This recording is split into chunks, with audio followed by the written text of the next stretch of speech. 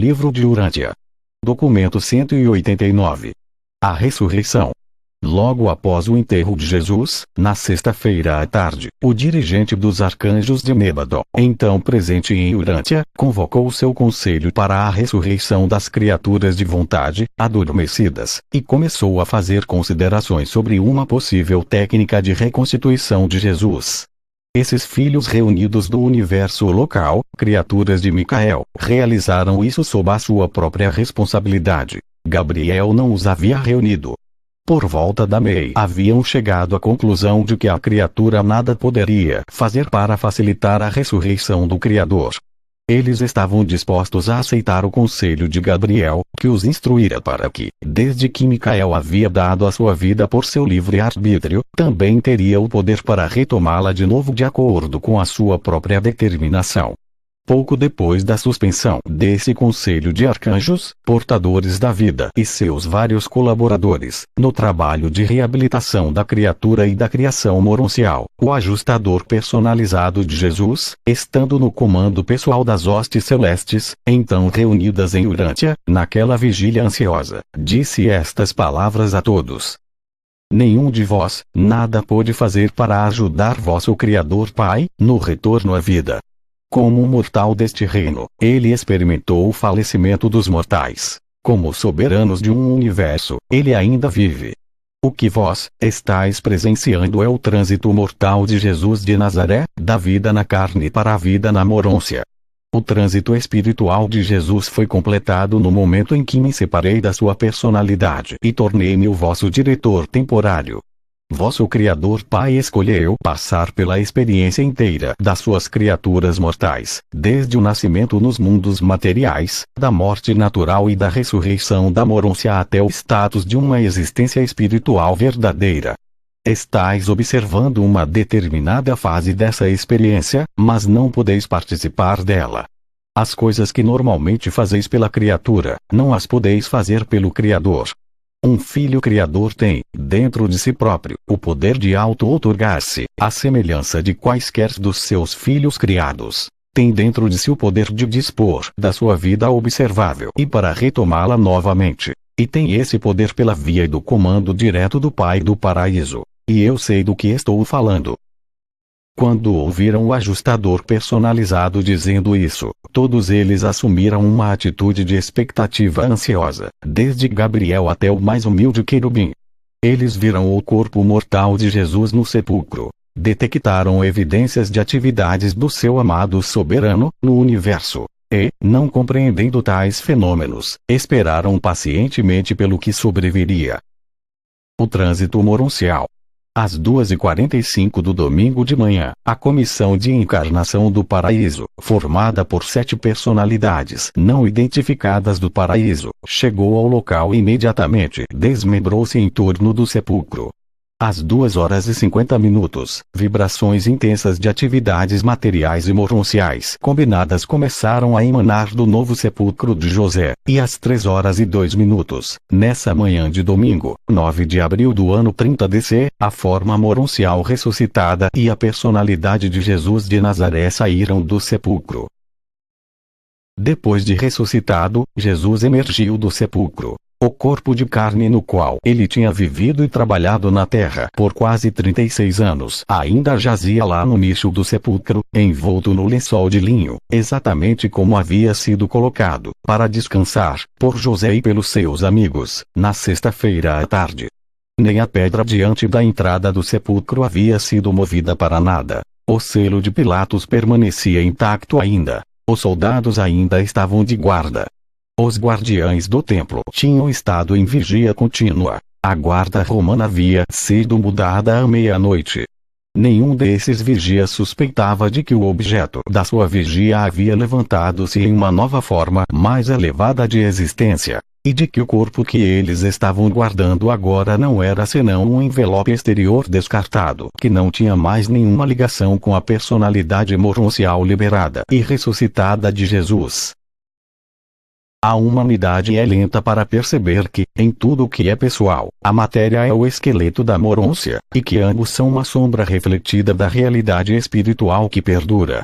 Quanto tempo haverá de passar até que vós considereis o tempo como a imagem em movimento da eternidade e o espaço como uma sombra fugaz das realidades do paraíso?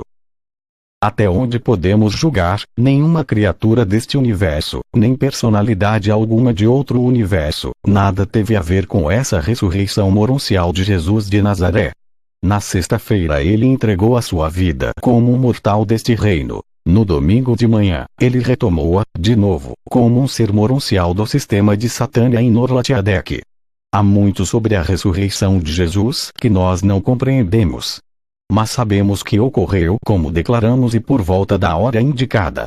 Podemos também registrar que todos os fenômenos conhecidos, relacionados com esse trânsito mortal, ou ressurreição moroncial, aconteceram exatamente ali no novo sepulcro de José, onde o material mortal de Jesus permanecia envolto em trajes mortuários. Sabemos que nenhuma criatura do universo local participou desse despertar moroncial. Percebemos as 7 personalidades do paraíso em torno do sepulcro, mas não as vimos fazer nada para o despertar do Mestre. Tão logo Jesus apareceu ao lado de Gabriel, bem acima do sepulcro, as 7 personalidades do paraíso indicaram sobre a sua intenção de partir imediatamente para o Versa. Esclareçamos definitivamente o conceito da ressurreição de Jesus, fazendo as seguintes afirmações. O seu corpo material ou físico não é uma parte da personalidade ressuscitada. Quando Jesus saiu do sepulcro, o seu corpo de carne permaneceu intacto no sepulcro. Ele emergiu da tumba sem mover as pedras diante da entrada e sem romper os selos de Pilatos. Ele não emergiu do sepulcro como um espírito, nem como Micael de Nébadon. Ele não apareceu na forma do soberano Criador, tal como fora antes da sua encarnação à semelhança da carne mortal em Urântia. Ele saiu do sepulcro de José na forma semelhante das personalidades moronciais daqueles que, como os seres moronciais ascendentes ressuscitados, emergem nas salas de ressurreição do primeiro mundo das mansões deste sistema local de Satânia. E a presença do monumento em memória de Micael, no centro do imenso pátio das salas de ressurreição de Mansônia número 1, leva-nos a conjecturar que a ressurreição do Mestre em Urântia foi de algum modo promovida a partir daquele que é o primeiro mundo das mansões do sistema. O primeiro ato de Jesus, depois de levantar do sepulcro, foi o de saudar Gabriel e instruí-lo a continuar na função de executivo dos assuntos do universo entregue a Emanuel e, então, solicitou ao dirigente dos Melquisedeques que transmitisse a sua saudação fraternal a Emanuel. Pediu ao Altíssimo Diedentia pela autorização dos anciães dos dias para o seu trânsito mortal. E, voltando-se para os grupos moronciais, dos 7 mundos das mansões, aqui reunidos para saudar e dar as boas-vindas ao seu Criador, como criatura da sua própria ordem, Jesus disse as primeiras palavras da sua carreira pós-mortal. Disse o Jesus moroncial: tendo terminado a minha vida na carne, permanecerei aqui por um breve período na forma transitória para que eu possa conhecer melhor, e mais completamente, a vida das minhas criaturas ascendentes e para que em seguida eu revele a vontade do meu Pai no paraíso. Depois de haver falado, Jesus sinalizou para o ajustador personalizado, e para todas as inteligências do universo, reunidas em Urântia para presenciar a ressurreição, a fim de que fossem imediatamente despachadas para atender aos seus respectivos compromissos no universo. Jesus começava agora os contatos de nível moroncial, sendo apresentado, como criatura, aos requisitos da vida que ele tinha escolhido viver por um curto tempo em Urântia.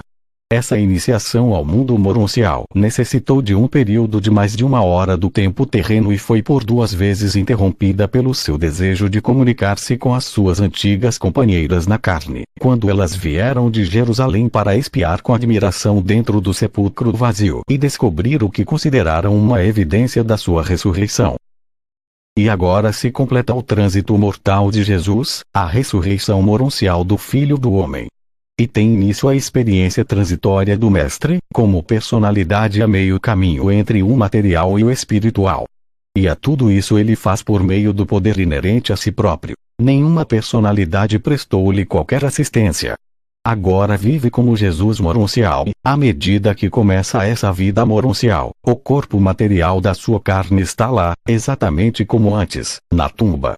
Os soldados continuavam de guarda e o selo do governador nas pedras ainda não havia sido rompido. O corpo material de Jesus.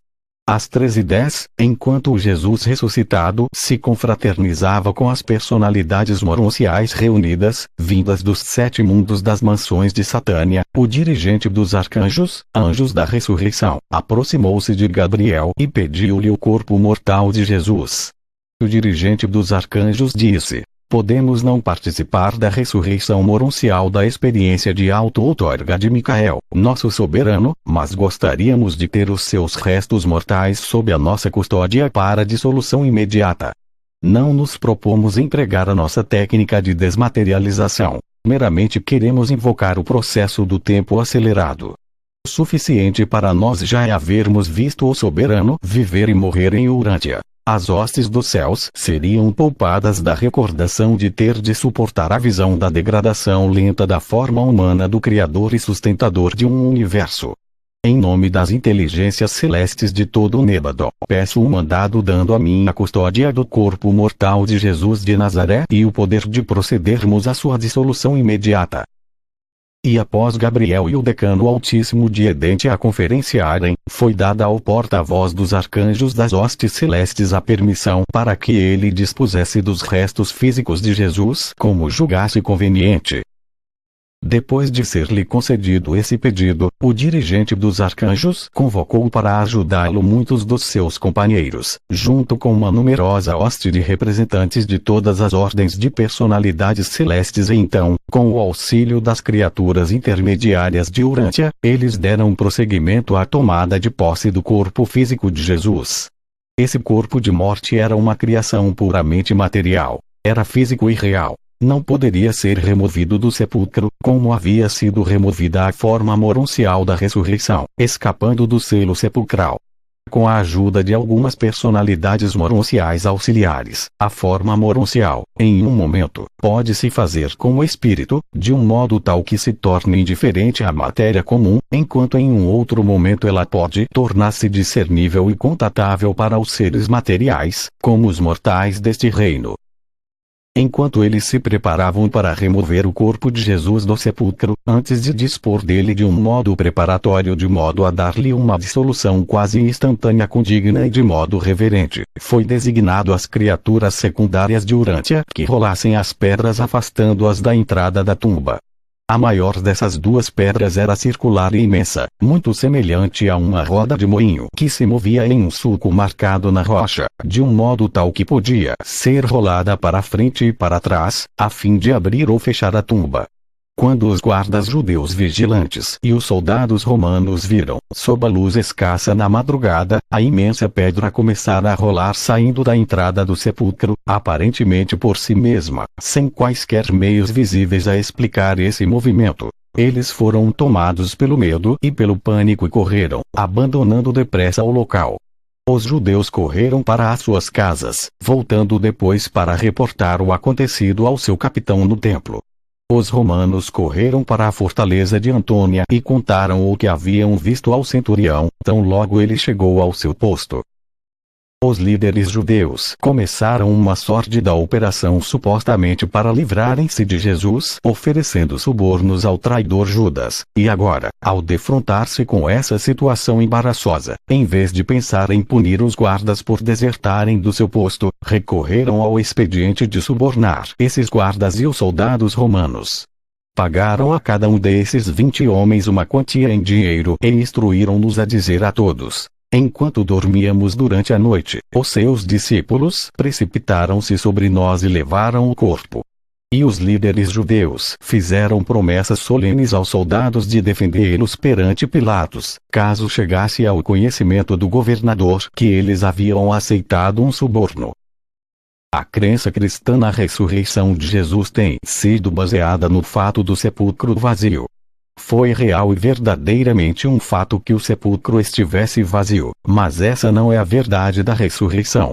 A tumba estava real e verdadeiramente vazia quando os primeiros crentes chegaram, mas esse fato, associado ao da indubitável ressurreição do Mestre, levou à formulação de uma crença que não era verdadeira: o ensinamento de que o corpo material e mortal de Jesus levantou-se da cova. A verdade relacionada às realidades espirituais e aos valores eternos nem sempre pode ser deduzida de uma combinação de fatos aparentemente reais. Ainda que os fatos individualmente possam ser materialmente verdadeiros, não significa que a conjunção de um agrupamento de fatos deva necessariamente conduzir a conclusões espiritualmente verdadeiras. O sepulcro de José estava vazio, não porque o corpo de Jesus haja se recuperado ou ressuscitado, mas porque as hostes celestes tiveram o seu pedido concedido, o pedido de dar a ele uma dissolução especial e única, o retorno do pó ao pó, sem a intervenção das demoras do tempo e sem a operação dos processos ordinários e visíveis de decadência mortal e de decomposição material. Os restos mortais de Jesus passaram pelo mesmo processo natural de desintegração dos seus elementos, que é característica comum a todos os corpos humanos na Terra, exceto que, do ponto de vista do tempo, esse modo natural de dissolução foi violentamente acelerado, apressado, chegando até mesmo a ser quase instantâneo.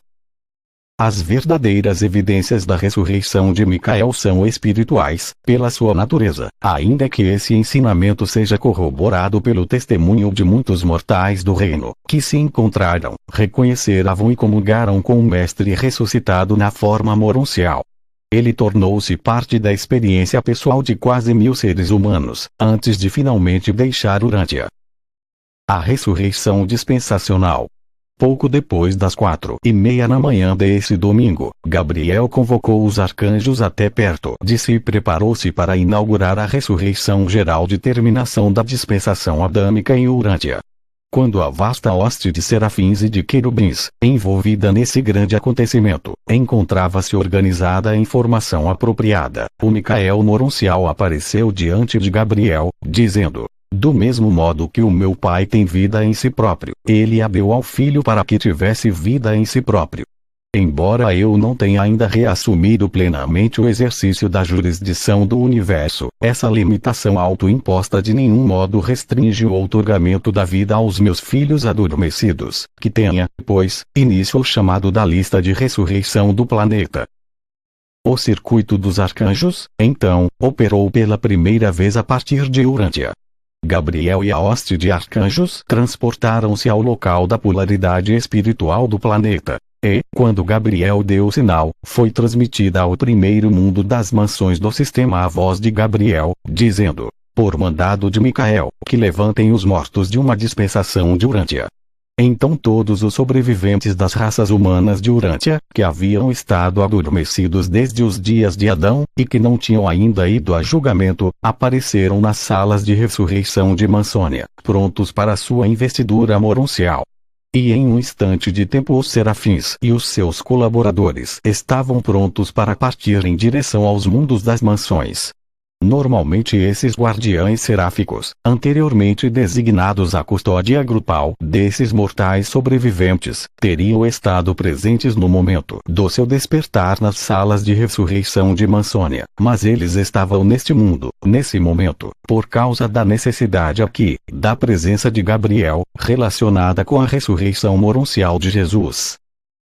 Não obstante haver inúmeros indivíduos que, tendo guardiães seráficos pessoais e tendo atingido um nível requerido de progresso da personalidade espiritual, foram para a Mansônia durante as idades posteriores ao tempo de Adão e Eva e, ainda que tenha havido muitas ressurreições especiais e milenares dos filhos de Urântia, esta era a terceira lista de chamada planetária, ou seja, a que completava a lista de ressurreições dispensacionais. A primeira ocorreu na época da chegada do príncipe planetário, a segunda, durante a época de Adão, e esta, a terceira, que assinalava a ressurreição moroncial, o trânsito mortal, de Jesus de Nazaré. Quando o sinal da ressurreição planetária foi recebido pelo dirigente dos arcanjos, o ajustador personalizado do Filho do Homem renunciou à sua autoridade sobre as hostes celestes reunidas em Urântia, transferindo todos esses filhos do universo local, de volta para as jurisdições dos seus respectivos comandantes. E após fazer isso ele partiu para Salvington a fim de registrar com Emanuel o fim completo do trânsito mortal de Micael. E foi seguido imediatamente por toda a hoste celeste que não estava requisitada para servir em Urântia. Mas Gabriel permaneceu em Urântia com Jesus Moroncial. E é esse o relato dos acontecimentos da ressurreição de Jesus, segundo foram vistos por aqueles que os presenciaram, como realmente ocorreram, livres das limitações da visão humana, parcial e restrita. A descoberta da tumba vazia. Nesse domingo de madrugada, tendo em vista que nos aproximávamos da hora da ressurreição de Jesus, deve ser relembrado que os 10 apóstolos encontravam-se hospedados na casa de Elias e Maria Marcos, onde dormiam na sala de cima, descansando nos mesmos leitos em que se reclinaram quando da última ceia com seu mestre. Nesse domingo, pela manhã, estavam todos reunidos lá, exceto Tomé. Tendo estado com eles por uns poucos minutos, quando se reuniram no sábado até tarde da noite, era demais para Tomé ver os apóstolos e, mais ainda, suportar o pensamento do que tinha acontecido a Jesus. Ele deu uma olhada nos seus companheiros e imediatamente deixou a sala, indo para a casa de Simão, em Betfagé, onde contava poder afundar-se no abismo da própria tristeza a sós. Todos os apóstolos sofriam, nem tanto pela dúvida e desespero quanto pelo temor, a pena e a vergonha. Na casa de Nicodemos reuniram-se, com Davi Zebedeu e José de Arimateia, entre 12 e 15 dos discípulos de Jesus, dos mais proeminentes de Jerusalém. Na casa de José de Arimateia achavam-se entre 15 e 20 das principais mulheres crentes. E essas mulheres encontravam-se na casa de José, sozinhas, e, como haviam estado juntas durante as horas do dia de sábado e na noite seguinte, permaneciam sem saber da guarda militar de vigia no sepulcro. E tampouco sabiam que uma segunda pedra havia sido rolada na frente da tumba, nem que ambas as pedras tinham sido colocadas sob o selo de Pilatos. Um pouco antes das 3 horas, nesse domingo de manhã, quando os primeiros sinais do dia começaram a surgir no lado leste, 5 daquelas mulheres partiram para a tumba de Jesus. Elas haviam preparado uma boa quantidade de loções balsâmicas especiais, e levavam consigo muitas bandagens de linho. O seu propósito era preparar melhor o corpo de Jesus, com os ungüentos fúnebres, envolvendo cuidadosamente com novas bandagens. As mulheres que saíram para a missão de ungir o corpo de Jesus foram as seguintes: Maria Madalena, Maria, a mãe dos gêmeos Alfeus, Salomé, a mãe dos irmãos Zebedeus, Joana, a mulher de Cusa, e Susana, a filha de Esdra de Alexandria. Eram cerca de 3:30 quando as 5 mulheres, carregadas com os seus ungüentos, chegaram diante da tumba vazia. Enquanto passavam pelo portão de Damasco, elas encontraram inúmeros soldados correndo para a cidade, relativamente tomados de pânico. E isso as levou a parar por uns poucos minutos. Mas, vendo que nada mais acontecia, retomaram a sua caminhada. E, especialmente surpresas ficaram, ao ver a pedra rolada para fora da entrada do sepulcro, pois, enquanto estavam vindo, entre si, chegaram até a dizer: quem nos ajudará a rolar a pedra? Então elas puseram a sua carga no chão e começaram a olhar umas para as outras, temerosas e em grande espanto.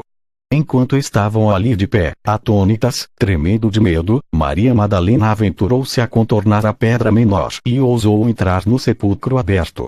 Essa tumba de José ficava no seu jardim, nas colinas, do lado leste da estrada, e também dava face para o lado leste.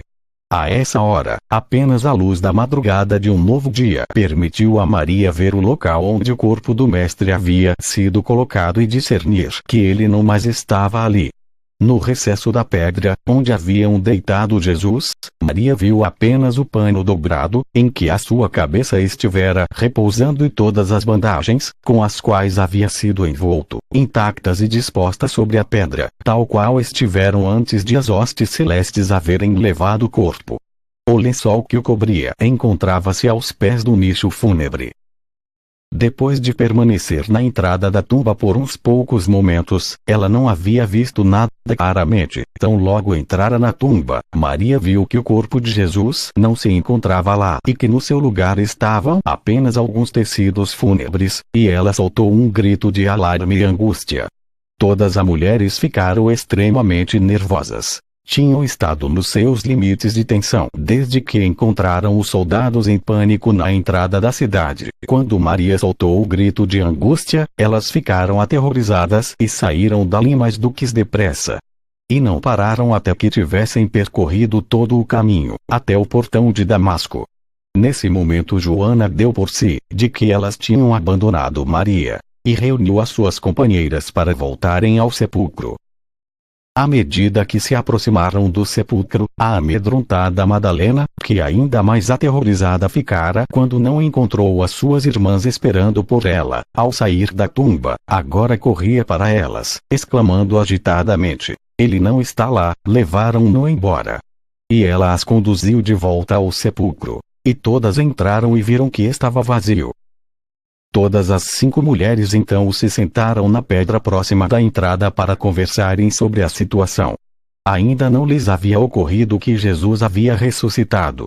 Haviam permanecido sozinhas e isoladas todo o sábado, e então conjecturaram que o corpo pudesse haver sido removido para outro local de descanso. Mas, quando elas refletiram sobre tal solução para o seu dilema, não conseguiram explicação para o fato de os tecidos funerais estarem tão arrumados. Como poderia o corpo ter sido removido, já que as próprias bandagens, nas quais estivera envolto, tinham sido deixadas na mesma posição e aparentemente intactas na prateleira mortuária? Enquanto essas mulheres estavam sentadas ali, durante aqueles momentos da madrugada desse novo dia, elas viram a um canto um vulto estranho, calado e imóvel. Por um momento ficaram de novo amedrontadas, mas Maria Madalena, correndo até lá e dirigindo-se a ele como se fosse o jardineiro, disse: "Para onde tu levaste o mestre? Onde o puseram? Dize-nos para que possamos ir lá buscá-lo." Quando o estranho não respondeu a Maria, ela começou a chorar. Então Jesus falou a elas, dizendo: "A quem procurais?" Maria disse: "Procuramos por Jesus, que foi colocado para descansar na tumba de José, mas ele se foi. Sabes para onde o levaram?" Então Jesus disse: "E esse Jesus não vos disse, na Galileia mesmo, que morreria, mas que se levantaria novamente?" Essas palavras assombraram as mulheres, mas o mestre estava tão mudado que elas ainda não o reconheceram, de costas que estava para a escassa luz. E enquanto elas pesavam as suas palavras, ele dirigiu-se a Madalena com uma voz familiar, dizendo: "Maria." E quando então ouviu essa palavra, dita com uma compaixão tão bem conhecida e em saudação afetuosa, ela soube que era a voz do mestre. E, correndo, ajoelhou-se aos seus pés, ao mesmo tempo em que exclamava: "Meu Senhor, e meu Mestre." E todas as outras mulheres reconheceram que era um mestre que estava diante delas na forma glorificada, e depressa se ajoelharam diante dele. Esses olhos humanos tornaram-se capazes de ver a forma moroncial de Jesus mediante a administração especial dos transformadores e das criaturas intermediárias em conjunção com algumas das personalidades moronciais que então acompanhavam Jesus. Quando Maria tentou abraçar os seus pés, Jesus disse: "Não me toques, Maria, pois eu não sou mais como tu me conheceste na carne. Nesta forma eu permanecerei convosco, por uma temporada, antes de ascender ao Pai. Mas agora ide, todas vós, e dizei aos meus apóstolos, e a Pedro, que eu ressuscitei, e que vós, já falastes comigo." Após recuperarem-se do choque de um tal assombro, essas mulheres apressaram-se de volta à cidade, indo para a casa de Elias Marcos, onde contaram aos 10 apóstolos tudo o que lhes havia acontecido. Mas os apóstolos não ficaram inclinados a acreditar nelas. A princípio pensaram que as mulheres haviam tido uma visão, mas quando Maria Madalena repetiu as palavras com as quais Jesus tinha dirigido-se a elas, e quando Pedro ouviu o seu nome ser pronunciado, ele correu para fora da sala de cima, seguido por João, em grande pressa para chegar ao sepulcro e ver essas coisas por si próprio. As mulheres repetiram a história daquela conversa com Jesus para os outros apóstolos, mas eles não acreditariam, e não iriam ver por si próprios, como haviam feito Pedro e João. Pedro e João na tumba. Enquanto os dois apóstolos corriam para o Gólgota até a tumba de José, os pensamentos de Pedro alternavam-se entre medo e esperança. Ele temia encontrar o Mestre, mas a sua esperança era estimulada pela história de que Jesus havia mandado uma palavra especial para ele. E ele achava-se quase persuadido de que Jesus estava realmente vivo. Relembrou-se da sua promessa de que ressuscitaria no terceiro dia. Por mais estranho que pudesse parecer, essa promessa não havia sido lembrada por Pedro, desde a crucificação até este momento, em que ele corria para o norte, atravessando Jerusalém. À medida que João saía apressado da cidade, um estranho êxtase feito de júbilo e de esperança inundava a sua alma. Ele estava quase convencido de que aquelas mulheres realmente haviam visto o Mestre ressuscitado. João, sendo mais jovem do que Pedro, o ultrapassou e chegou primeiro à tumba. João permaneceu junto à entrada, olhando para dentro da tumba, que estava exatamente como Maria a havia descrito. Logo Simão Pedro chegou correndo e, entrando, viu a mesma tumba vazia com as mortalhas arrumadas de um modo peculiar. Quando Pedro saiu, João entrou e igualmente viu tudo por si próprio. E, então, ambos sentaram-se na pedra para refletir sobre o que significava tudo o que eles haviam visto e ouvido. E enquanto estavam sentados lá, reviraram por completo nas suas mentes o que havia sido dito a eles sobre Jesus, mas não conseguiam perceber claramente o que havia acontecido. Inicialmente Pedro sugeriu que a tumba houvesse sido saqueada, que inimigos houvessem roubado o corpo, talvez subornando os guardas. Mas João ponderou que a tumba não teria sido deixada tão arrumada se o corpo tivesse sido roubado, e também levantou a questão de como as bandagens puderam ser deixadas para trás, e aparentemente tão intactas. E de novo ambos voltaram à tumba para examinar mais de perto as mortalhas. Quando saíram da tumba pela segunda vez, eles encontraram Maria Madalena, que retornara e chorava diante da entrada. Maria tinha ido até os apóstolos, acreditando que Jesus se havia levantado-se da cova, mas quando todos se recusaram a acreditar no que ela contava, ficou deprimida e em desespero. Queria voltar para junto da tumba, onde ela pensou haver ouvido a voz familiar de Jesus. Enquanto Maria permanecia ali, depois de Pedro e João terem ido embora, de novo o Mestre apareceu para ela, dizendo: "Não fiques em dúvida. Tenha a coragem de crer no que viste ou ouviste. Volta aos meus apóstolos e de novo dize a eles que eu ressuscitei, que eu aparecerei para eles e que logo irei ter com eles na Galileia como prometi." Maria apressou-se a voltar à casa de Marcos e disse aos apóstolos que, novamente, havia conversado com Jesus, mas eles não acreditariam nela. E quando Pedro e João voltaram, eles pararam de ridicularizá-la e ficaram cheios de temor e de apreensão. Livro